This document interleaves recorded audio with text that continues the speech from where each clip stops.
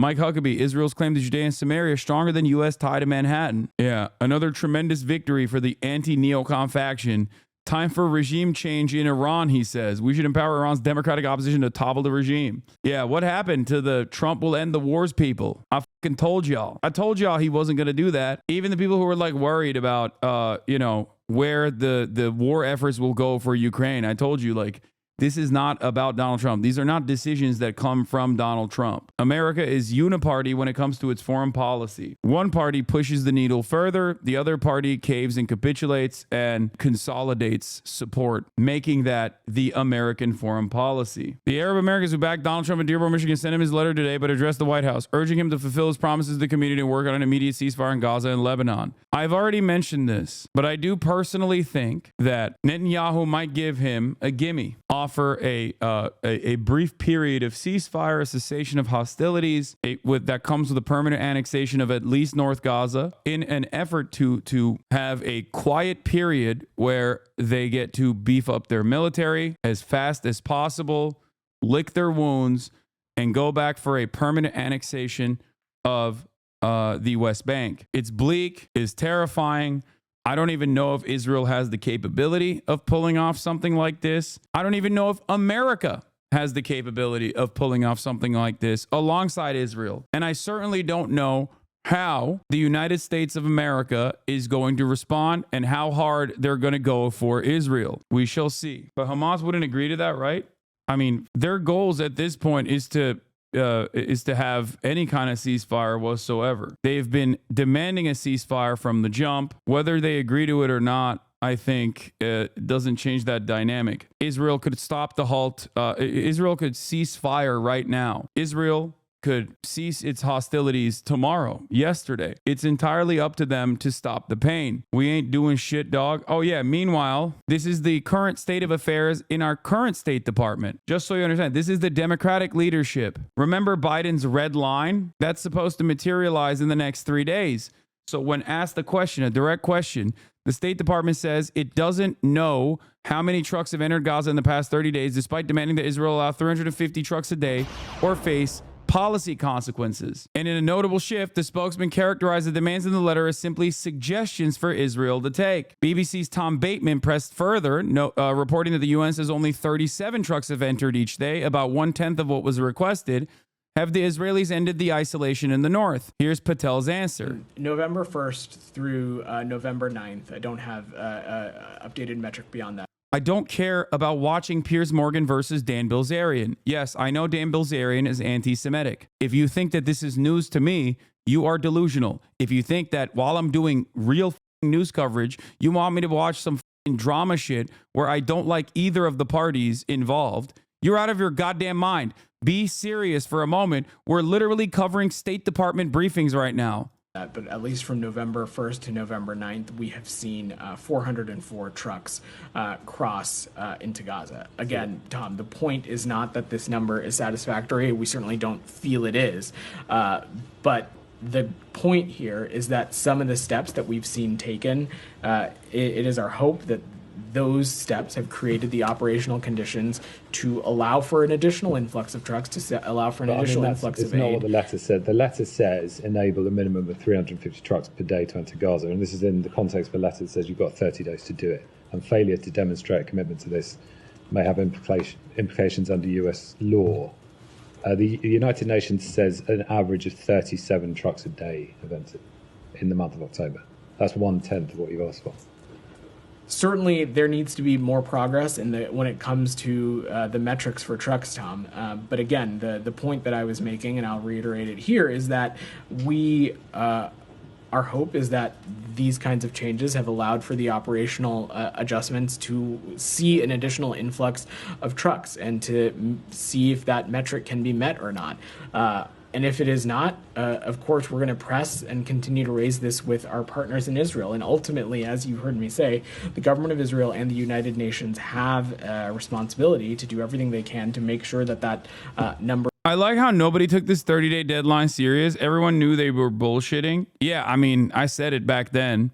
It's not real. Not only is it not real, but it's also like a fuck you to the current order of business. Like, it's a you to Kamala Harris too. Yeah, we'll do a red line that we won't enforce after the fucking election. Is met. As you just heard me say at the top of this, we have seen, this reopening of Erez, this new crossing at Kisufim. We've seen some additional routes open up within Gaza. These things we think will help, hopefully help create the space to allow that to happen. Yeah, I mean, I've heard that about the measures, but I'm just asking about what you demanded in the letter. So then we had end the isolation of the north. That was a specific demand in the letter. Have the Israelis ended the isolation of the north? We have seen some restoration of deliveries to the north that had been closed for a few weeks. First, as you heard me say, to Gaza City, as well as this week into some areas surrounding Jabalia as well. Well, you said around Jabalia. You didn't say in Jabalia. Areas around Jabalia and then first to Gaza City. So that's not inside Jabalia, which presumably remains under siege. Tom, I'm not going to get into a specific tit for tat on every item in the letter. The letter was a suggestion of steps that we think that they should take. I mean, they're just, it's so cowardly. It's so shitty. Meanwhile, watch Biden to Herzog. He had a conversation with Israeli President Herzog, who was anti-miscegenation, by the way. Real progressive voice out here. Mr. Anti-miscegenation himself. You might remember him from putting up copies of Mein Kampf to be like, this is what the Palestinian children are reading in Gaza. Here's what Biden had a conversation with Herzog over. What the f? Why is this so quiet? A logical artifact from the foot of the Temple Mount in Jerusalem, which has the word Okay, I'm just going to read it. Biden to Herzog says, I remember how I got in trouble back then when I said years ago as a senator, you don't have to be a Jew to be a Zionist, and I am a Zionist. Herzog, I know you are. Clearly a Zionist. Well, God love you. Remember how I got in trouble? We were friends even back then when I said. Israel President Herzog to Biden. I'm here on behalf of the people of Israel, the nation state of Israel, and the state of Israel to say thank you, Mr. President. Thank you very much. As we say in Hebrew, Toda Rabbah, we will never forget how you stood up with us in our darkest hour. This happened at the meeting too. Biden, do you think that you can get a hostage deal by the end of your term? I think you can keep him getting hit in the head by cameras behind you. If he thinks they can get a hostage deal done by the end of his term, he answered, commenting on the number of cameramen in the room. Do you think you can get hit in the head by the cameraman behind you? All right. Thank you all. Interesting. This happened at the meeting too. Yeah, I just covered it. They don't even care anymore. Yeah. First of all, it's not because of his senility. He's not senile when he says that. He's coherent when he says that. That's just him saying, fuck you. Suck my fucking dick. Fuck the hostages is what he's saying. And they never cared. Of course they didn't care. You think Israel cared about the hostages? You think the Israeli government gave a shit about the hostages, dude? Benjamin Netanyahu's psychopathic jackbooted thugs, the Likudniks, the Bibis, were already ripping the hostage posters in Israel. I repeatedly explained it to you. Hostage posters in America play a very different role than hostage posters in Israel. Hostage posters in America and in the Western world was to say Israel's bombing campaign must continue. Hostage posters in Israel, on the other hand, played a significant role in disrupting the bombing campaign because the people that were putting up hostage posters were immediately related to the hostages. So they were like, remember the hostages, stop bombing Gaza. Humanitarian situation. We have 8 aid groups who came out today and said that the situation has not only not gotten better, it's gotten worse over the past 30 days. So how do you square? Saudi Arabia started shifting its policy towards Yemen after Trump was elected president, and now they're not interested in a peace deal. It looks like they will turn around to war against the Houthis. Yeah, this is where China comes into play, because the reason why there was a ceasefire negotiation that China executed between Saudi Arabia and Iran was not specifically because China is a great peacemaker or anything like that. It was in the Saudi interest to maintain a better relationship with Iran, because the Houthis and Iran were directly targeting Saudi oil refineries. They already failed to defeat the Houthis. They already failed to defeat the Ansar Allah administration once. At J Federations, Barak Ravid says, the Jewish Federations of North America, I don't want to depress you, but because of the Israeli government, we are much closer to Israeli settlements being built in Gaza than hostages coming home from Gaza. Shocked murmurs, lots of oh my God from a crowd usually solidly pro-Israel. Yeah, liberals are going to hit the fucking liberal Zionist exit ramp now, when they could have pulled on that cord under the Biden administration but refused to do so. Just wait. Acclaimed British surgeon testifies to the UK Parliament detailing how IDF quadcopters could arrive at the scene of airstrikes in Gaza, pick off, shoot the injured, including children. Was that a bomb would drop maybe on a crowded, tented area, and then the drones would come down and... Please take your time. We're incredibly grateful that you're making the time to be here today, and I can only imagine just how it has impacted you and will continue to impact you. And I feel, because you can't unsee what you've seen, but being able to share that with us really helps us hold. And before liberals turn around and say, what did you expect? These people voted for Trump, they deserve it. You're a piece of shit, because what they're talking about, the gruesome details that this doctor is talking about, happened under the watchful eye of the liberal international rule-based order. And that's why I showed you Biden's reaction and Biden's conversation with Isaac Herzog. That's why I showed you that the current State Department under Democratic leadership has overseen this genocide and has defended it tooth and nail every step of the way. What happened to that red line that they were supposed to enforce? Nothing. Everybody knew it wasn't going to be enforced. That with this assessment that you have, or non-assessment that they are in violation. Jenny, I can't speak to the kinds of assessment that these groups made. Certainly have seen that reporting. But to Matt, I just laid out some of the metrics that we saw. We saw the reopening of Erez. We saw a new crossing opening. Measure. You're saying, okay, they did this, but we were told, you guys said it would be based on the results on the ground that have not borne out here. So I get... Can you talk us through the deliberation here? I'm not going to get into the deliberative process, Jenny, but specifically when we're talking about specific metrics or specific actions or things on the ground, the hope is that the operational changes that have been made through some of these things, for example, just the waiving of the customs requirement in the Jordanian corridor, or the reopening of certain crossings, the additional internal routes that we've seen open up. How is there any way to be remotely optimistic about this? Seems like nothing is ever going to improve. No, it's not. It's going to get worse. That's it. And not only is it going to get worse, at the domestic level, you are going to see a lot more right-wing commentary everywhere. It's already everywhere, but it's going to even grow. I'm just letting you know ahead of time. And then in that process, I think there will be left-wing mobilization as well. But that's neither here nor there. I don't know. I don't know how we get out of this situation. The hope and the desire is that things like that will make it possible for an additional increase in humanitarian aid and trucks to get to the places where it needs to go. And of course, if that doesn't end up being the case, this is something that we are constantly evaluating and constantly assessing. And if that... Please, can you offer anything besides guess you better die to chatters, me freaking out? The fuck do you mean, man? What are you saying? What do you want me to say? You want me to lie to you? No. The only thing you can look forward to in the upcoming 4 years is protecting yourself and protecting your communities and protecting the people around you. Okay? Organize. That's it. I can't fucking lie to you and be like, no, shit's going to be great. It's not. It's just not going to be great at all. And as I said, I will keep trying. I will keep working. And I urge you to do the same thing. And in moments of weakness, okay, in moments of insecurity and vulnerability, remember that the only thing you can change is the only thing you have control over is your own body, is your own life, okay? So improve your immediate circumstances to the best of your ability so you can be better at organizing for others. That doesn't be the case. We, of course, are going to make sure that how they are conducting themselves is in compliance with U.S. law. There is no doubt about that. But we also have seen some steps taken that we think will address things like throughput, that will address things like capacity, that will...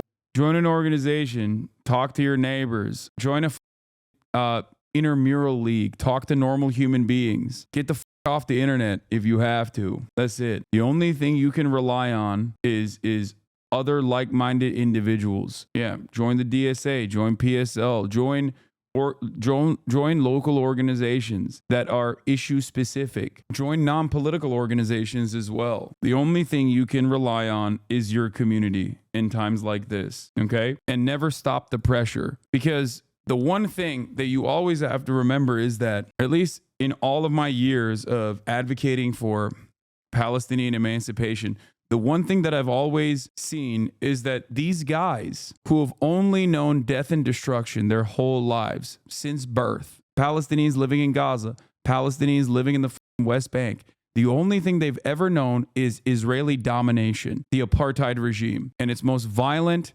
and its most humiliating, ritualistic humiliation that they subject the Palestinians to. And in spite of all, they have existed and continue to exist and continue to resist it. So if they can do it, you can do it too. All right? That's it. You can't let people, you can't let systems destroy your life, even when they're actively working to erase you. You have to still put your best foot forward. You have to still organize. You have to still advocate for others. And instead of sitting around online and crying about it, you have to keep enjoying yourself as well, no matter what happens. That's it. At moments like this, it's very easy to find yourselves in the throes of nihilism, to be like, nothing is going to change, so why should I care? Nothing is going to change, so why should I do anything about it? This shit sucks. And the reality of the matter is, you got to do it for other people, and you got to make sure that you are standing on firm ground. Yeah, this was a funny thing that I saw. Remember when Post Left Watch posted this Will Menaker tweet, or this Will Menaker moment from Chapo Trap House? Felix, I think another thing at work here is like the fact that like every evil thing, like for instance, like if you're a liberal Zionist, you have to be against the West Bank settlements, and then like as long as Netanyahu's in charge, those are never going to stop, and in fact, they're going to intensify. I think you see a similar dynamic here in Democrats when they're confronted with the fact that Arab Americans or Muslim Americans are maybe withholding their vote from Joe Biden, and you see how immediately the Seldowitz jumps out of them. Yeah, they're like, enjoy being in a camp. And I think for the liberals, they need to have a bad right-wing guy carrying this out so they can displace onto that figure the evil things that they secretly want to take place. Absolutely. Like threatening, like for Democrats to be threatening Muslim Americans with deportation under Trump, wink, wink, is just like they just want Trump to do that for them so they can say, oh, we didn't actually do that. We support Muslims. Absolutely. But as soon as they become inconvenient. Yeah, Stuart Seldowitz is who he's referencing, the famous racist Obama administration guy who did a hate crime and was like doing daily harassment to this Egyptian food cart guy in New York. Like, for instance, like whether they are voicing a political opinion in America as citizens of this country, or inconvenient in terms of like they live in a part of the world that Israel thinks is theirs, that their lives are forfeit. And they don't want to hear anything about it. Arabs and Muslims, like more generally, have their use as long as they're firmly within the Democratic camp, and then once if they make any attempt to stray from that, or like or any advocacy for anything but like we need like an ethno-nationalist threatening to like ethnically cleanse the country to keep everyone in line. And to keep the good, to keep the liberal side, to keep our good minorities in the tent pitching for us. Will is describing why liberals will always hate us more than they hate the hogs. The hogs give them what they desire most, which is moral superiority. We treat them like they treat the hogs. They'll always fight us harder. Exactly. That's why there was so much resistance to Bernie Sanders internally in the Democratic Party. Obviously, the material reasons was Bernie Sanders was showcasing a method that was ultimately disruptive for the corporate donors within the party, and they care about that a lot more. But also on the messaging front, Bernie Sanders showcasing that like there is a different, very populist message that you could push for, that you could put forward, was the scariest prospect for the Democrats. Why was it the scariest prospect for the Democrats? Because God forbid you get a bunch of progressive-minded individuals that are the base of support for the Democratic Party. And there are plenty of them, okay? Some of them vote reliably. Some of them don't vote so reliably, but it doesn't matter. They exist, right? All of those people would go, wait a minute, I agree with that guy. And that is the most terrifying prospect. That is the scariest prospect for the Democratic Party. It's not a strong Republican Party. It's not a Republican Party that is doing a shit ton of fascism.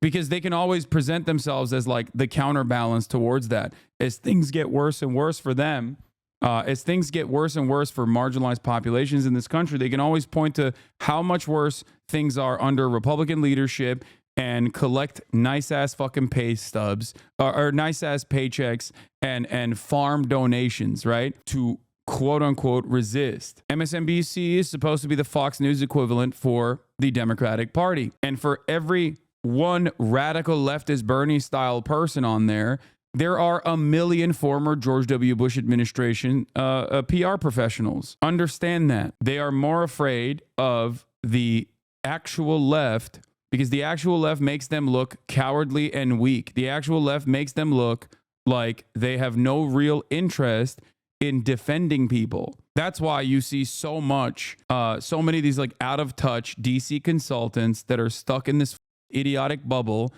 consistently going on television and being like, it's actually woke that caused the Democratic Party to lose. They didn't go woke at all. As a matter of fact, they were significantly more, even annoyingly woke, aesthetically woke, closer to the Latinx narratives in 2020 when they did win. Because that threat of being, even more egregiously victimized or oppressed is just held over their head. Not actually listening to them or doing anything that would actually win their vote. But no, like they need to be disciplined with the threat, whether it's Netanyahu in Israel or Trump in America. Well, I mean, and like the simple calculation that the White House has made, which, maybe makes sense for them, right? Is that there is a much more moneyed and influential block of voters, and those are people who are pro-Israel, whether they're mostly on the Democratic side, Jewish or Christian, that compared to the Muslim lobby and the Muslim voting bloc is completely outweighs them.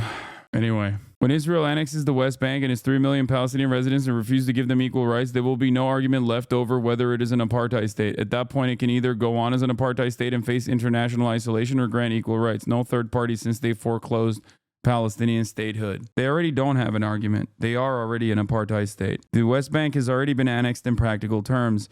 They may make it formal now, which would mean the end of the two-state paradigm. It would allow a shift to working towards equal rights for all citizens of Israel in one state. And they 100% will absolutely do Jim Crow style apartheid shit once the West Bank is permanently annexed. They're just going to keep deporting as many Palestinians as possible, and maybe even Palestinian citizens of Israel, as they are doing right now, okay? As they are increasing the pressure upon the Palestinian citizens of Israel that have been granted citizenship since 1967. Legislators particularly to account. So we do appreciate the time that you're making for us today. Thank you. I know you criticize me, but I do think the accelerationist perspective is super valid now. It's our only option to work harder and faster. I already told you this. It is the Democrats that accelerated. Okay. Yes, I didn't finish that clip. I don't want to watch a doctor talk about how quadcopters assassinated children. Okay. I know that the doctor is going to say that. I don't want to watch it. I've seen it a million times over. Enough. The U.S. State Department says it's not made an assessment that Israel is in violation of U.S. law in reference to the 30-day U.S. deadline. Says there is no policy change to announce. The U.S. State Department saying it has not made an assessment that Israel is in violation of U.S. law in reference to the 30-day U.S. deadline for Israel to improve conditions in Gaza comes after 8 humanitarian organizations announced the opposite. Here are the 8 humanitarian organizations that find Israel failing or being insufficient on every single demand the U.S. gave it last month to improve the situation in Gaza over 30 days. Enabling a minimum of 350 trucks per day to enter Gaza. They didn't do that. Instituting adequate humanitarian pauses across Gaza as necessary to enable humanitarian activities, including vaccinations, deliveries, and distribution, at least for the next 4 months. They didn't do that. U.S. won't suspend military aid to Israel as Gaza deadline expires. My story on Axios. In a surprise to absolutely no one, there is no change, and Biden's red line was fucking nothing. Who could have thought? Who could have foreseen this? Who could have seen this happen? Israel's liberal opposition? Okay. Pay attention to where the U.S.-Israel policy may be heading. Former Arkansas Governor Mike Huckabee, who President-elect Donald Trump nominated Tuesday to be the U.S. ambassador to Israel, previously argued that there was no such thing as a Palestinian. Huckabee, who has been a strong defender of Israel throughout his career, made the statement in his 2008 presidential campaign asserting that Palestinian identity was a political tool to try and force land away from Israel. In a CNN video obtained by Andrew Kaczynski during Huckabee's 2015 run for president, Huckabee suggested that if a Palestinian state were to be created, it should be in neighboring countries like Egypt, Syria, or Jordan, rather than within Israel's borders, which he includes Judea and Samaria in it, which is the West Bank, occupied Palestinian territory of the West Bank, which Mike Huckabee refers to as Judea and Samaria. Basically, there's really no such thing as, I need to be careful about saying this because people will get really upset. There's really no such thing as a Palestinian, Huckabee said at a 2008 campaign stop in Massachusetts while speaking to two Orthodox Jewish men. There's not. Yeah, I don't want to watch it. A thread by the head of the opposition, Yair Lapid, explaining how he supports collective punishment against the families of terrorists and banishing Minister of Knesset Ofer Kasif from the Knesset.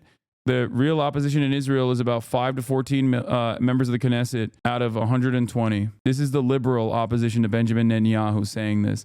I'm in favor of deporting families of terrorists, just as I was in favor of the removal of Ofer Kasif.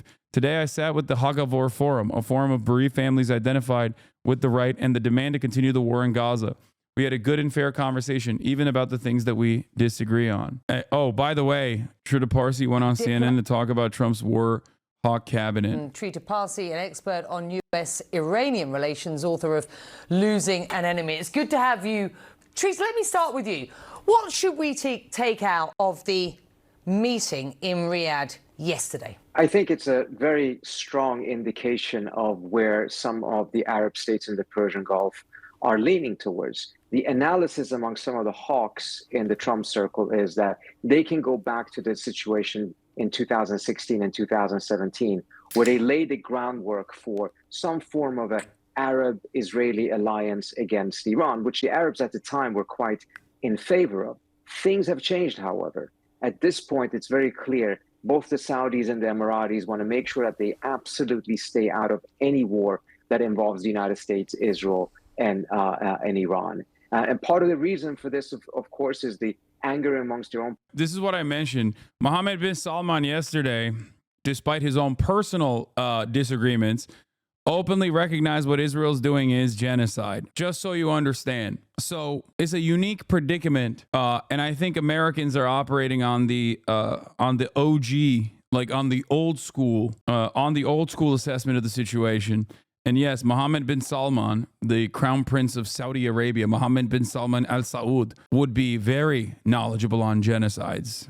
You know. Yeah, here it is at the Arab Summit. The kingdom reiterates its categorical rejection of the genocide committed by Israel against the brotherly Palestinian people, which has left more than 150,000 martyrs and injured, most of whom are women and children. The other side of the story, regardless of Mohammed bin Salman's own personal convictions that it would be so much better if all Palestinians ceased to exist, which he has openly recognized time and time again, because he just wants fucking Neom.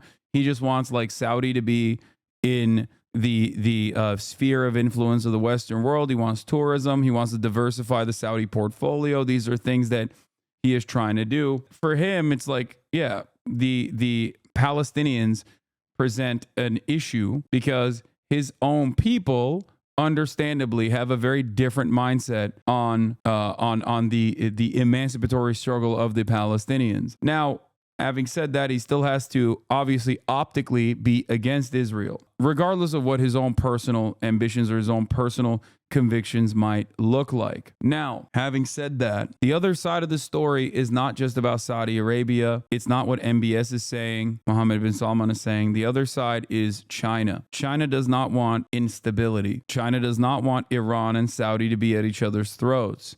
So for China, he wants energy to keep flowing. And for that reason, because they need oil for their projects and their developmentary projects, China has already instituted a peace negotiation between Saudi Arabia and Iran. This happened before October 7. China brokered a ceasefire between Saudi Arabia, Yemen, and Biden was the one opposing it and wanting to continue the blockade of Yemen. Having said that, the major pressure point for Saudi Arabia in coming to the table for this wasn't just because China wanted it. It was because Saudi Arabia does not want their oil refineries to be lit on fire. That's it. They saw during the Formula One thing in their, sports washing initiatives, they saw in the backdrop their oil refineries on fire. That is never going to be good. That's not a good look.